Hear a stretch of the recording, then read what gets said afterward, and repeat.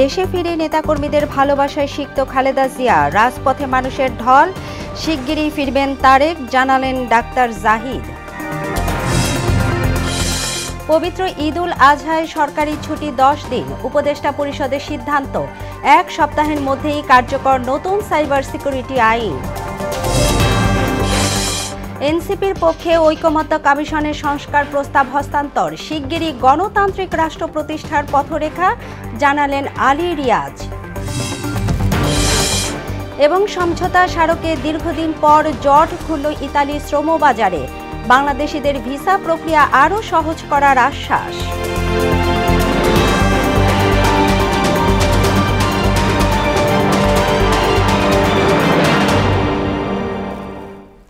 আসসালামু আলাইকুম, মোহনা সংবাদে স্বাগত। শুনছিলেন শিরোনাম, আপনাদের সাথে আছি তাবিশির আলিজা। এবার বিস্তারিত। যুক্তরাজ্যে দীর্ঘ 4 মাস চিকিৎসা শেষে দেশে ফিরলেন বিএনপি চেয়ারপারসন বেগম খালেদা জিয়া। সঙ্গে আছেন 2 পুত্রবধূ জোবাইদা রহমান এবং সৈয়দা শামিলা রহমান। বিমানবন্দরে তাদের স্বাগত জানান বিএনপি মহাসচিব মির্জা ফখরুল ইসলাম আলমগীর সহ দলের সিনিয়র নেতারা। প্রিয় নেত্রীকে অভ্যর্থনা জানাতে রাস্তার দুপাশে অবস্থান নেন হাজারো নেতাকর্মী। বাকিটা জানাচ্ছেন হুমায়ুন কবির। উন্নত চিকিৎসার জন্য গেল 7 জানুয়ারি যুক্তরাজ্যে যান সাবেক প্রধানমন্ত্রী বিএনপি চেয়ারপারসন বেগম খালেদা জিয়া। দেশটিতে দীর্ঘ 4 মাস চিকিৎসা শেষে দেশে ফেরেন বিএনপি চেয়ারপারসন। সঙ্গে আছেন 2 পুত্রবধূ জোবাইদা রহমান ও সৈয়দা শামিলা রহমান। সকাল 11টার কিছু সময় আগে হযরত শাহজালাল আন্তর্জাতিক বিমানবন্দরে অবতরণ করে তাদের বহনকারী কাতারের রাজপরিবারের বিশেষ বিমান। বিমানবন্দরে বেগম জিয়াকে অভ্যর্থনা জানান বিএনপি মহাসচিব মির্জা ফখরুল সহ দলটির নেতারা। এর আগে বিমানবন্দরে প্রবেশের আগে সাংবাদিকদের সঙ্গে আলাপকালে মির্জা ফখরুল বলেন, খালেদা জিয়া ফিরে আসা গণতন্ত্রের উত্তরণের পথ সহজ হবে। গণতন্ত্রের উত্তরণের যে সময়টুকু, এই সময়ে তার উপস্থিতি আমাদের দেশের জন্য, জনগণের জন্য একটা অত্যন্ত উল্লেখযোগ্য দিক। আমরা মনে করি যে বেগম খালেদা জিয়ার এই উপস্থিতি, তার দেশে ফিরে আসা, এটা আমাদের গণতন্ত্রের উত্তরণের পথকে আরও সহজ করবে। বিমানবন্দরে বেগম জিয়াকে স্বাগত জানাতে এসে নিজেদের উচ্ছ্বাস ধরে রাখতে পারেননি বিএনপি নেতারা।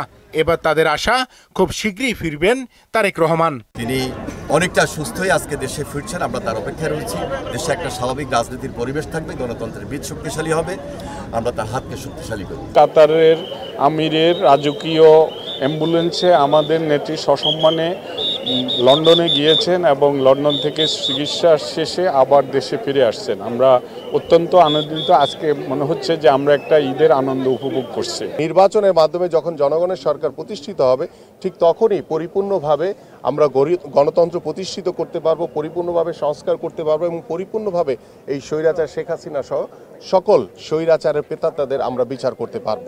বিমানবন্দর থেকে গাড়িবহর নিয়ে সেনাবাহিনী ও পুলিশের কড়া নিরাপত্তায় গুলশানের বাসভবনে ফিরোজের উদ্দেশ্যে রওনা হন বেগম জিয়া। প্রিয় নেত্রীকে স্বাগত জানাতে আগে থেকেই বিমানবন্দর বনানী সড়কে ঢল নামে নেতাকর্মীদের। খালেদা জিয়ার আগমন উপলক্ষে গুলশান বাসভবন ফিরোজায় ও আশপাশের এলাকা ব্যাপক নিরাপত্তা নেয় আইনশৃঙ্খলা রক্ষাকারী বাহিনী।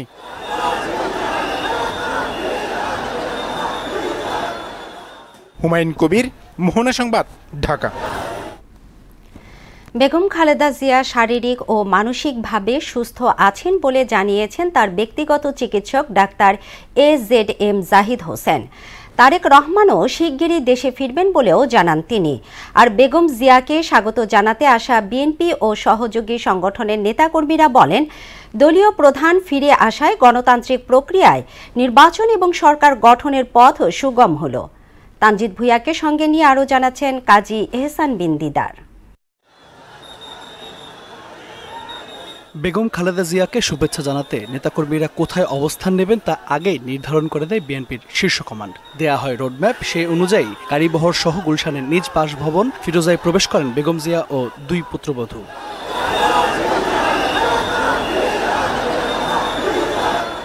পরে বেগম জিয়ার ব্যক্তিগত চিকিৎসক AZM জাহিদ হোসেন জানান, শারীরিক ও মানসিকভাবে সুস্থ আছেন বিএনপি চেয়ারপারসন। যখনই প্রয়োজন, জাতির প্রয়োজনে বেগম খালেদা জিয়া নেতৃত্ব দিবেন। আর আমাদের নেতা জনাব তারেক রহমানের যে নেতৃত্ব ইনশাল্লাহ আরো সুদৃঢ় হবে। এর আগে ভোর থেকেই বেগম জিয়াকে স্বাগত জানাতে বিমানবন্দর থেকে শুরু করে বনানী হয়ে গুলশান অবধি সড়কে ছিল বিএনপি নেতাকর্মীদের ভিড়। এর থেকে বড় পৃথিবীতে আর কোনো আনন্দ নাই। আজকে মনে হচ্ছে আমাদের ঈদ, এটার আনন্দ ভাষায় ব্যক্ত করা যাবে না। কারো হাতে ছিল দলীয় ও জাতীয় পতাকা, ধানের শীষ, আবার কারো হাতে ছিল ব্যানার, প্লাকার্ড, কণ্ঠে নানা স্লোগান। নেতাকর্মীরা বলেন এই স্বতঃস্ফূর্ত অংশগ্রহণ দলের প্রতি আস্থার প্রমাণ।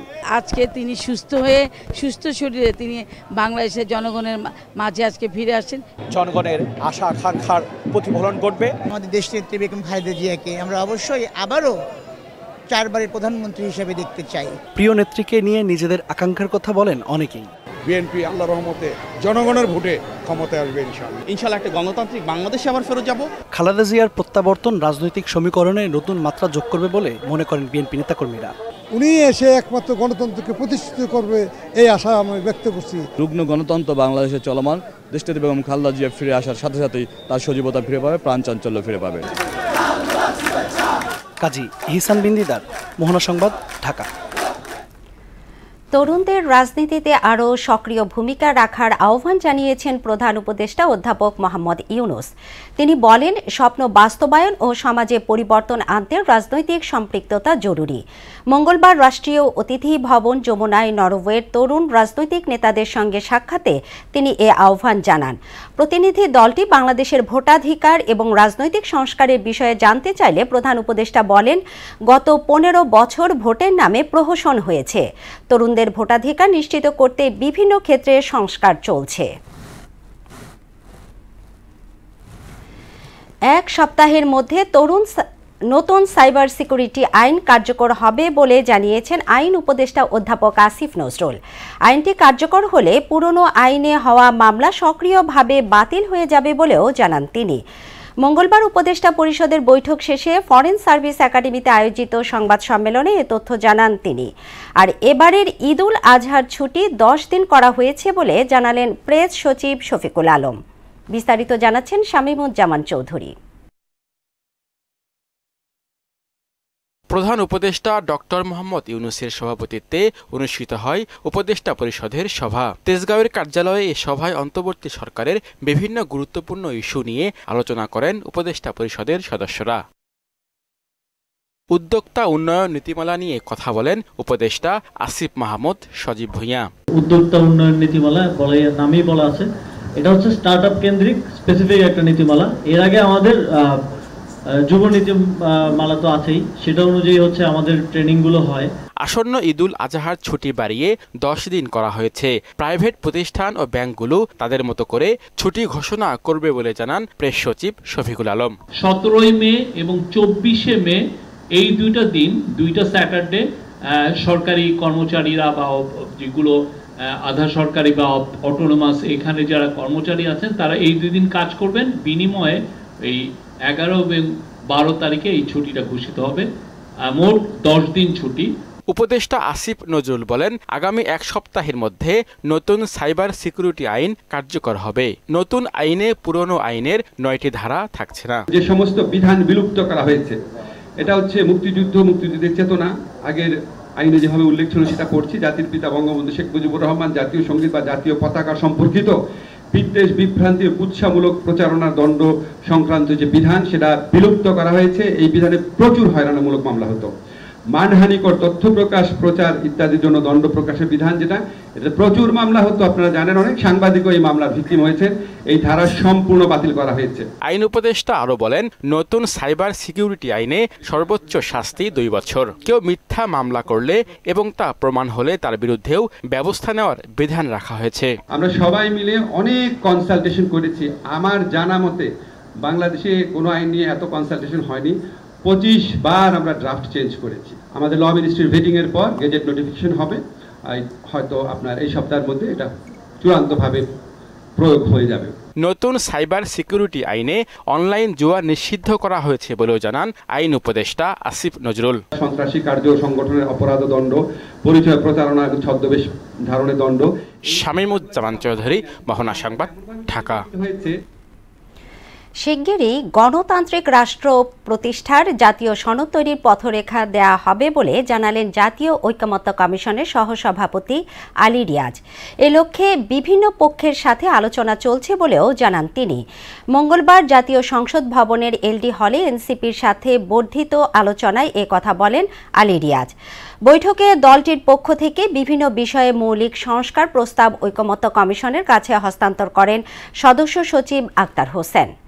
রিপোর্ট করছেন এমআর আসাদ। ঐকমত্য কমিশনের সদস্যরা জাতীয় নাগরিক পার্টির সাথে সংস্কার প্রস্তাব নিয়ে দ্বিতীয় দফায় বৈঠক করেছে। মঙ্গলবার জাতীয় সংসদ ভবনের এলডি হলে অনুষ্ঠিত বৈঠকে এনসিপির নেতৃত্ব দেন দলটির সদস্য সচিব আক্তার হোসেন। বৈঠকের শুরুতেই এনসিপির পক্ষ থেকে বেশ কিছু বিষয়ে আলাদা সংস্কার প্রস্তাব হস্তান্তর করেন আক্তার হোসেন।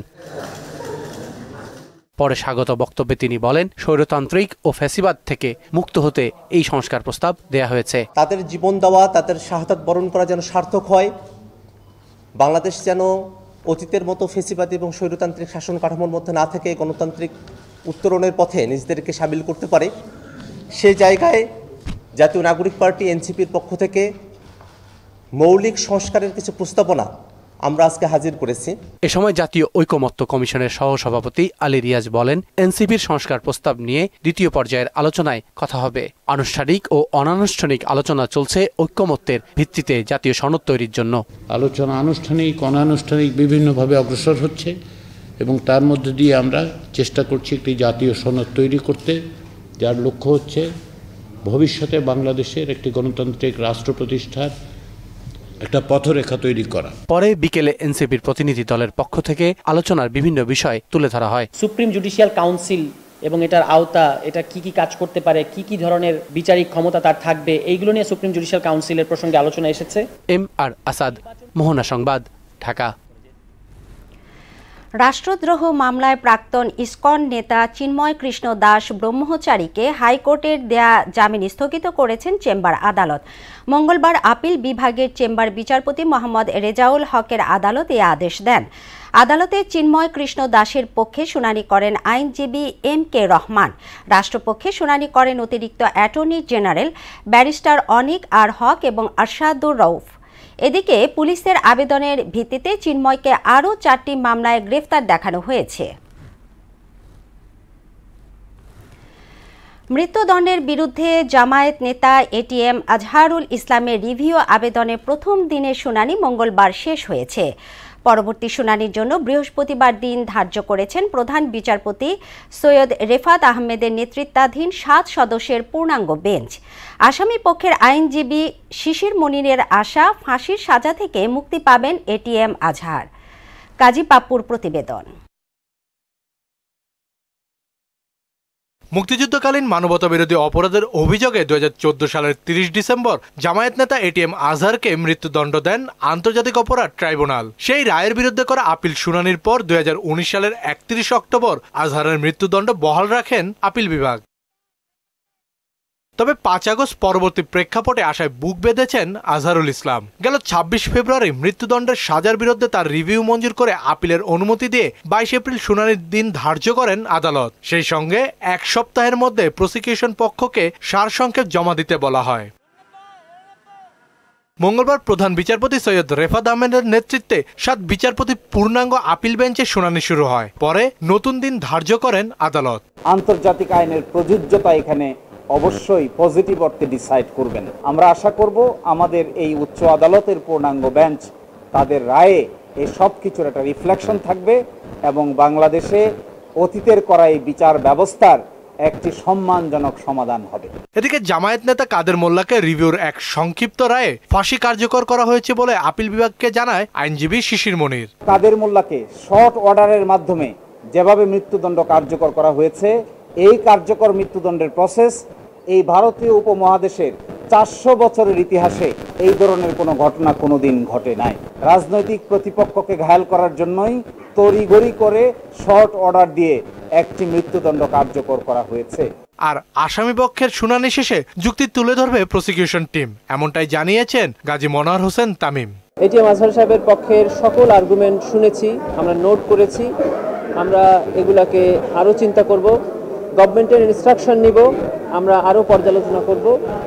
থার্সডেতে ওনারা যদি শেষ করেন তাহলে আমরা এদিন শুরু করব। কাজী পাপ্পু, মোহনা সংবাদ, ঢাকা। দীর্ঘদিন পর জট খুলতে যাচ্ছে ইতালির শ্রম বাজারে। এ লক্ষ্যে মঙ্গলবার দেশটির সঙ্গে প্রথমবার সমঝোতা স্মারক সই করেছে বাংলাদেশ। প্রবাসী কল্যাণ এবং বৈদেশিক কর্মসংস্থান উপদেষ্টা আসিফ নজরুল জানান, এর ফলে ইতালিতে দক্ষ অদক্ষ কর্মীর অভিবাসন কোটা আরও বাড়বে। আর ইতালির স্বরাষ্ট্রমন্ত্রী মাত্তেও পিয়ান্তেদোসি বাংলাদেশিদের ভিসা প্রক্রিয়া আরও সহজ করার আশ্বাস দেন। রেজা খানের রিপোর্ট।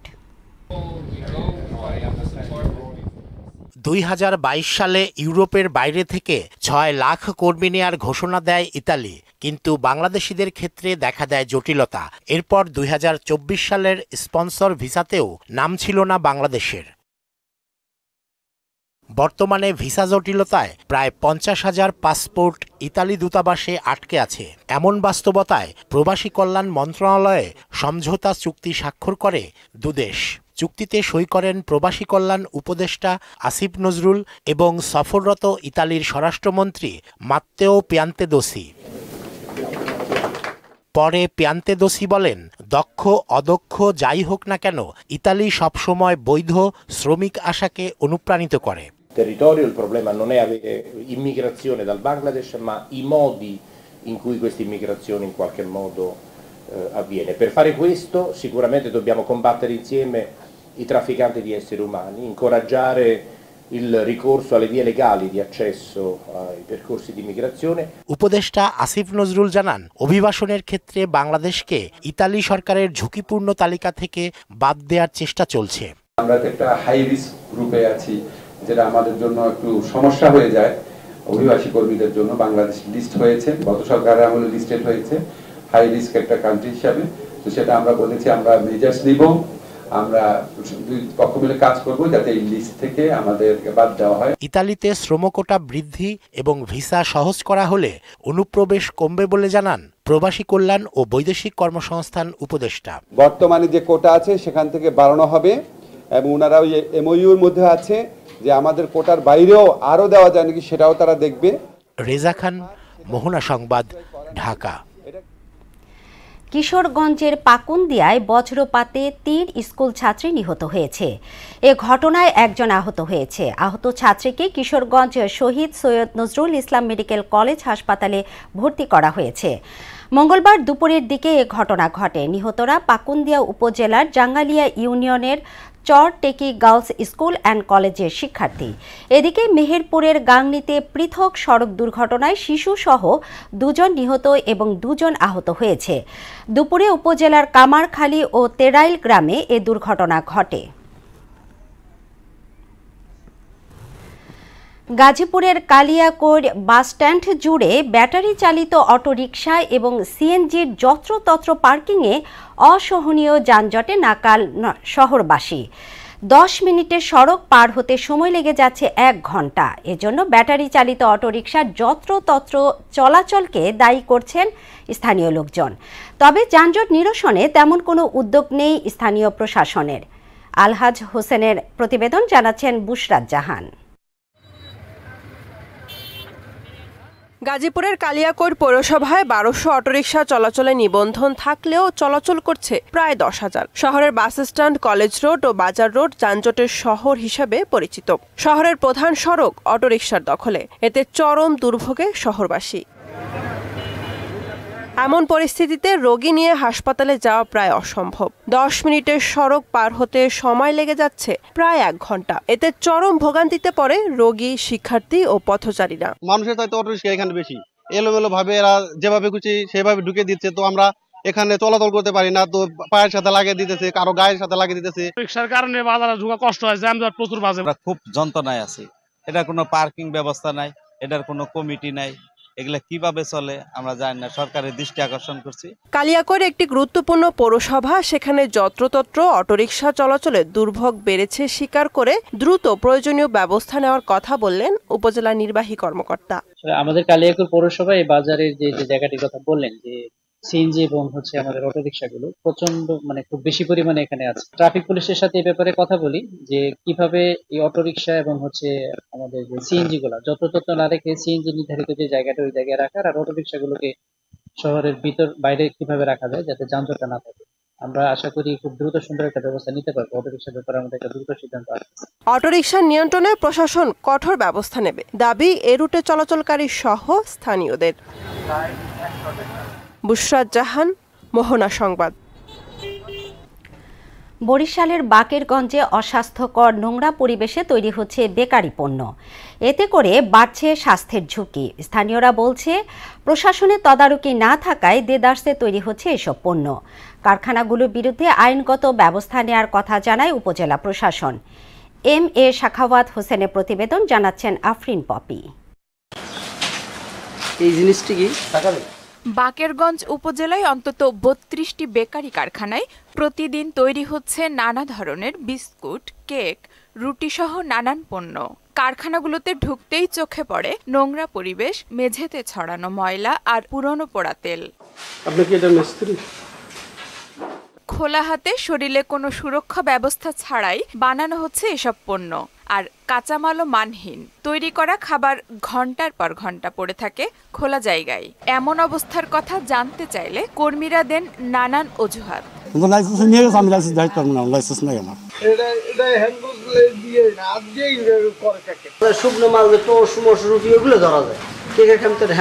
প্রশাসন একটু তদারকি করে তাইলে আমাদের অনেক রোগ মুক্তির জন্য আমরা ভালো অবস্থানে যাইতে পারি। বিএসটিআই অনুমোদন, স্যানিটারি লাইসেন্স, ট্রেড লাইসেন্স সহ প্রয়োজনীয় কাগজপত্র ছাড়াই চলছে অনেক কারখানা।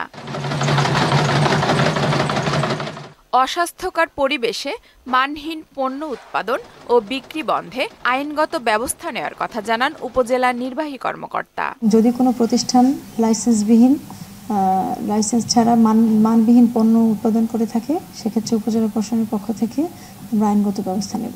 কারখানাগুলোতে স্বাস্থ্যসম্মত পণ্য তৈরির ক্ষেত্রে নির্দেশনা দেওয়া থাকে, তবে অনেকে এ সকল নির্দেশনা না মানায় ভ্রাম্যমাণ আদালতের মাধ্যমে অর্থদণ্ড করা হয়। আমরা চাইতেছি যে ওদেরকে কিছু সময় দিয়া সংশোধন করিয়া যাতে ওরা ভালো মানের খাদ্য উৎপাদন করে স্বাস্থ্যসম্মতভাবে, আমরা আপ্রাণ চেষ্টা করতেছি। এবং যদি কেউ এরপরে এই আইনকে অবজ্ঞা করে, অশ্রদ্ধা করে এবং খামখেয়ালি করে, তার বিরুদ্ধে নিরাপদ খাদ্য আইনে রেগুলার মামলা দায়ের করা হবে। অস্বাস্থ্যকর পরিবেশে তৈরি এসব বেকারি পণ্য খেয়ে নানা রোগে আক্রান্ত হচ্ছে মানুষ।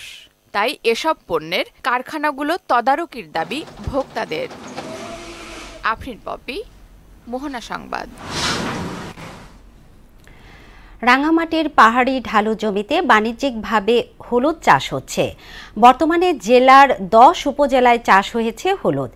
এসব হলুদ রপ্তানি হচ্ছে দেশের বিভিন্ন জেলায়। হলুদ চাষে কৃষকদের সব ধরনের সহযোগিতা করছে কৃষি বিভাগ। মহুয়া জান্নাত মনির প্রতিবেদন, জানাচ্ছেন বুশরাত জাহান। পাহাড়ের মাটি ও আবহাওয়া মশলা জাতীয় ফসল উৎপাদনের উপযোগী হওয়ায় রাঙামাটির বিস্তীর্ণ জমিতে আবাদ হচ্ছে হলুদের। জুম চাষে সাথী ফসল হিসাবে বাণিজ্যিকভাবে চাষ হচ্ছে হলুদ। চৈত্র বৈশাখ মাসে লাগানো হলুদ থেকে 10 মাসেই পাওয়া যায় ফলন। রং, স্বাদে পাহাড়ে উৎপাদিত হলুদের চাহিদা দেশ জুড়ে। চাহিদা থাকায় কৃষকরা চাষ বাড়িয়েছেন আগের তুলনায় বহুগুণ। বাঘাইছড়ি, নানিয়াচর, লংগদু সদর উপজেলার সাপছড়ির কুতুকছড়ি বাজারের হলুদের হাট থেকে দেশের বিভিন্ন জায়গায় সরবরাহ করা হয়। মৌসুমে সাধারণত মন প্রতি ৩,২০০ থেকে ৪,০০০ টাকায় বিক্রি হয় হলুদ। তবে এবছর মন প্রতি বিক্রি হচ্ছে ৬ থেকে ৮,০০০ টাকায়। বাজারে আনে, আমরা কিনি এখান থেকে বিভিন্ন মোকাম ঘটাই। আর মাল 1 নম্বর, এখানে কোনো ডুপ্লিকেট নেই। এটা হচ্ছে পাহাড় 1 নম্বর 170, 75 এভাবে আমরা খরিদ করতে আছি ঝাঁকমাক করতে। দেশের বিভিন্ন জায়গায় দিয়ে ঢাকা, মহালি, কুমিল্লা, ফেনী, চট্টগ্রাম। চলতি বছর রাঙামাটি জেলায় ৯,০০০ টন হলুদ উৎপাদনের লক্ষ্যমাত্রা নির্ধারণ করেছে কৃষি বিভাগ। এ ব্যাপারে কৃষকদের পরামর্শ দিয়ে সহযোগিতা করছে এ বিভাগ। আমাদের বিভাগ কোনো সরকারি ভাবে প্রণোদনা আমরা এখন পর্যন্ত দিইনি, তবে আমরা যেটা করে টেকনিক্যাল যে সাপোর্ট আছে সেই টেকনিক্যাল সাপোর্ট আমরা দিয়ে থাকি। সম্ভব হয় সরকার প্রণোদনা কর্মসূচির আওতায় এনে হলুদকে বস্তায় চাষ করা যায় কিনা এ বিষয়ে আমাদের একটা পরিকল্পনা রয়েছে। এবছর রাঙামাটিতে 2300 হেক্টর জমিতে হলুদের আবাদ হয়েছে। বুশরাত জাহান, মোহনা সংবাদ। দেশের বাইরের খবর।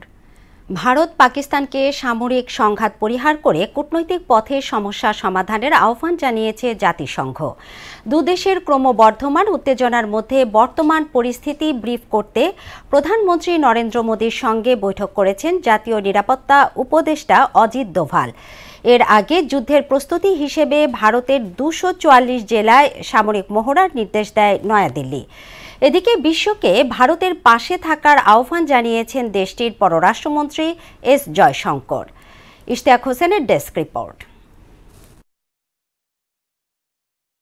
পাকিস্তানের অনুরোধে জাতিসংঘ নিরাপত্তা পরিষদে অনুষ্ঠিত বৈঠকে আঞ্চলিক নিরাপত্তা পরিস্থিতির অবনতি ও ভারতের উস্কানিমূলক কর্মকাণ্ড নিয়ে আলোচনা হয়। পহেলগাম ইস্যুতে দুই প্রতিবেশীর মধ্যে বাড়তে থাকা উত্তেজনা নিয়ে উদ্বেগ জানিয়েছেন নিরাপত্তা পরিষদের সদস্যরা। সোমবারের আলোচনায় সামরিক সংঘাত পরিহার করে কূটনৈতিক পথে সমস্যা সমাধানের আহ্বান জানান তারা।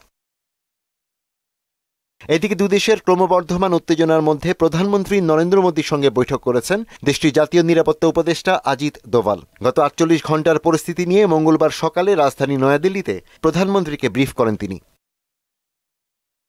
এরই মধ্যে শত্রুর হামলা ঠেকানো সহ কার্যকর নাগরিক প্রতিরক্ষা নিশ্চিতে কলকাতা সহ 244 জেলার 31টি অঞ্চলে সামরিক মহড়ার নির্দেশ দিয়েছে কেন্দ্রীয় স্বরাষ্ট্র মন্ত্রণালয়।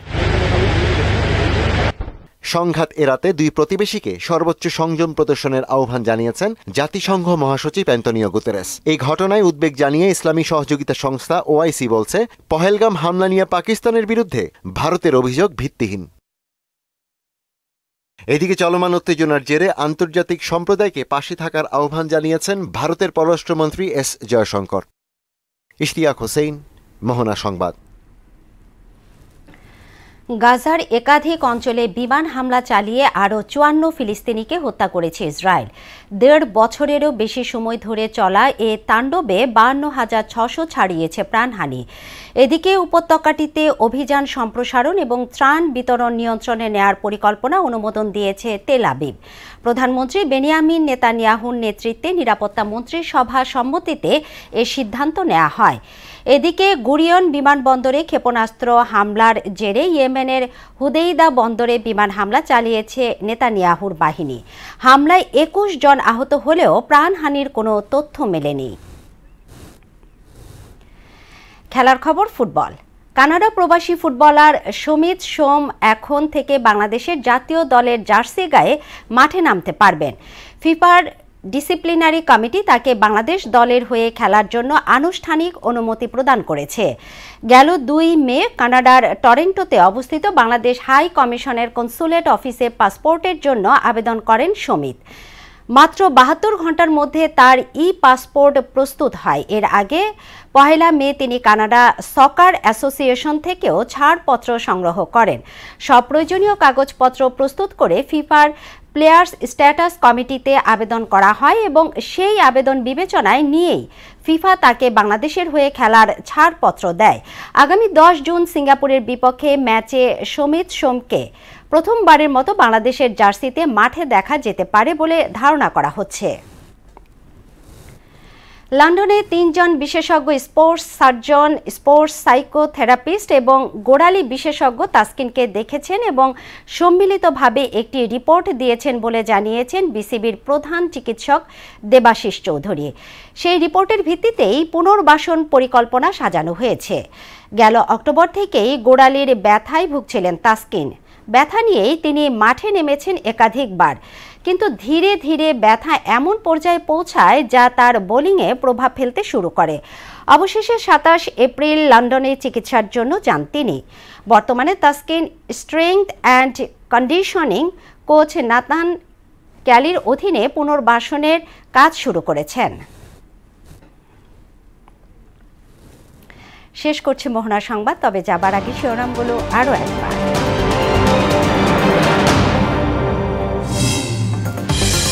দেশে ফিরে নেতাকর্মীদের ভালোবাসায় সিক্ত খালেদা জিয়া। রাজপথে মানুষের ঢল, শিগগিরই ফিরবেন তারেক, জানালেন ডাক্তার জাহিদ। পবিত্র ঈদ উল আজহায় সরকারি ছুটি 10 দিন, উপদেষ্টা পরিষদের সিদ্ধান্ত। 1 সপ্তাহের মধ্যেই কার্যকর নতুন সাইবার সিকিউরিটি আইন।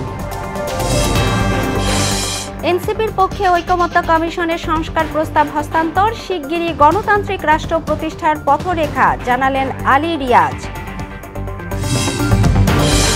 এবং সমঝোতা স্মারকে দীর্ঘদিন পর জট খুলল ইতালির শ্রমবাজারে, বাংলাদেশিদের ভিসা প্রক্রিয়া আরও সহজ করার আশ্বাস।